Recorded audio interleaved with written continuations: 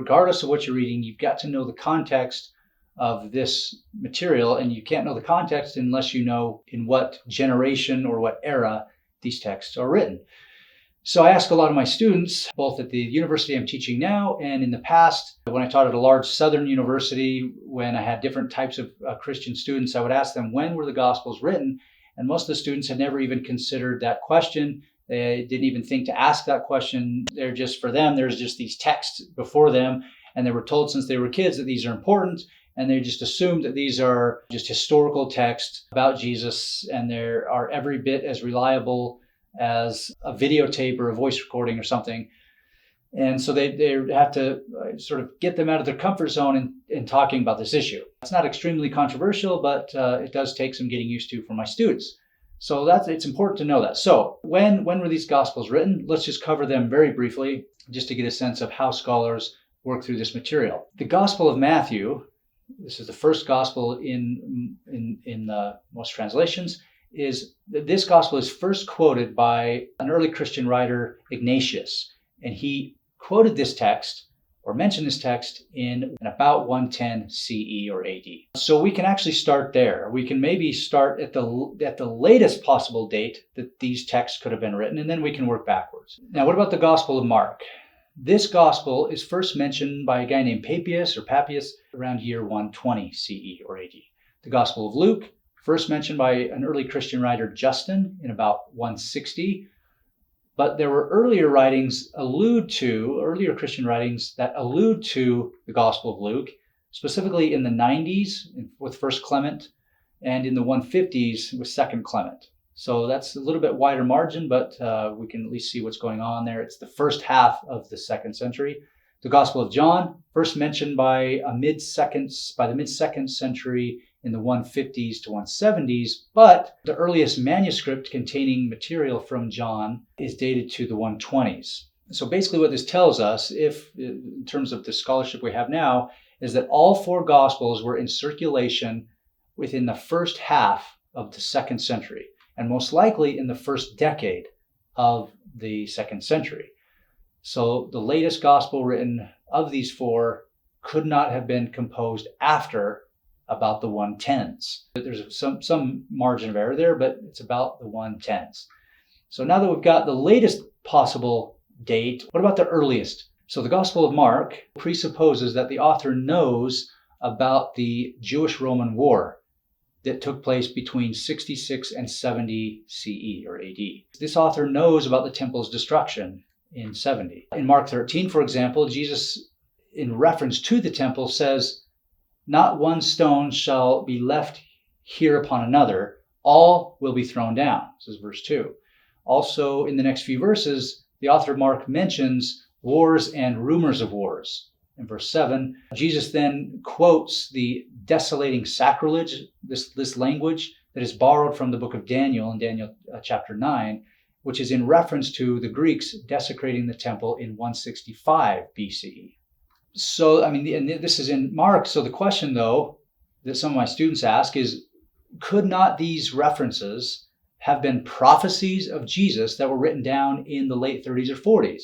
So, just because the author seems to know about this destruction of the temple, isn't it possible that Jesus simply prophesied of these events, and that the author of Mark, writing in the 30s or 40s, within 10 years of Jesus' death, just simply wrote them down? The problem with that, of dating these texts to the 30s or 40s or even the 50s, is that if the gospel writers put in prophecies of a destruction of the temple, and then 20 years later, those prophecies were still unfulfilled, they would run the risk of making Jesus look like a false prophet. Because what we see in Deuteronomy 18 is this: if a prophet speaks in the name of the Lord, but the thing does not take place or prove true, it is a word that the Lord has not spoken. The prophet has spoken it presumptuously. That's Deuteronomy 18:22. Jews knew this. They looked for, when somebody thought that another figure was a prophet, they knew of these passages in Deuteronomy, and they watched what this person did and said, and to see if these things would come to pass.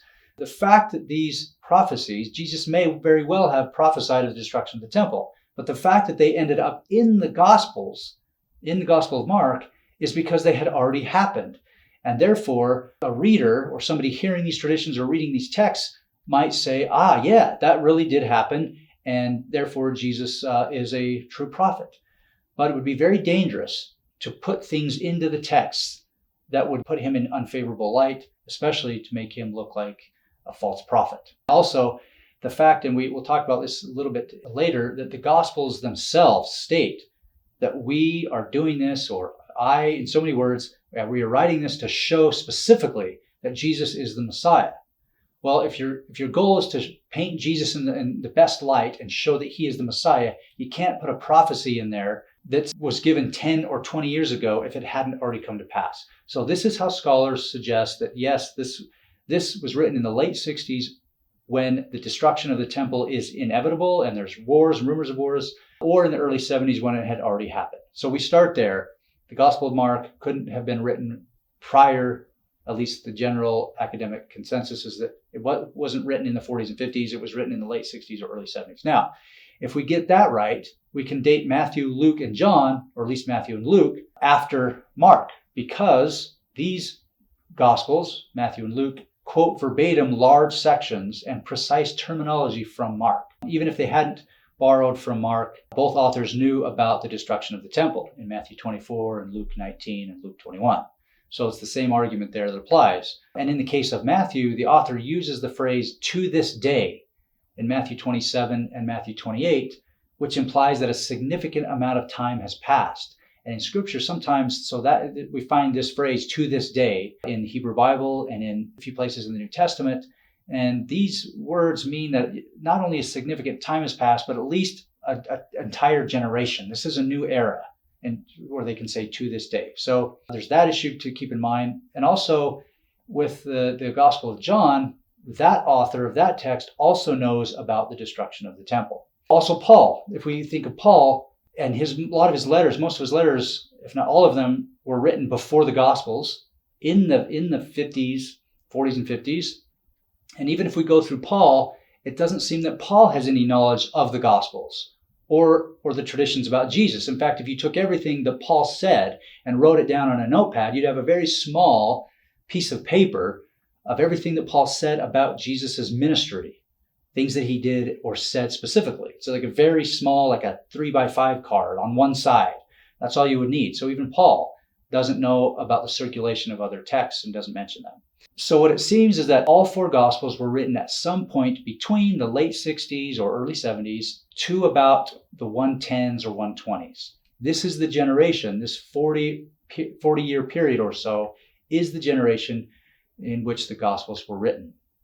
And so basically we've got three stages that I show my students, three stages of the Jesus traditions and the development of the Jesus traditions or stories about Jesus. Stage one is roughly 28 to 30 during his ministry. Scholars suggest through the text that Jesus was born sometime between 4 and 6 BCE or BC, because he had to be born before Herod the Great died, and Herod died at 4 BC. So this would put his ministry in the late 20s. So stage one is the late 20s, Jesus' direct sayings and deeds.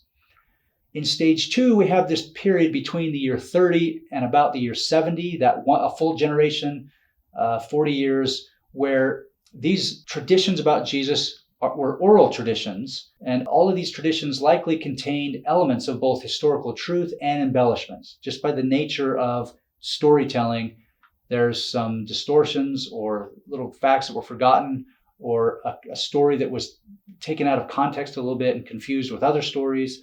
And so this is stage two of the oral traditions. And then we have stage three that is roughly the year 70 to about the year 110, or in that generation. And these are the written versions of those oral traditions combined with theological and political motives of the gospel writers. So we are now, the generation in which the Gospels were being written, we are a full two generations, or within the second generation after, 2 full generations after Jesus. We have to keep that in mind when we are using the Gospels as historical reconstructions.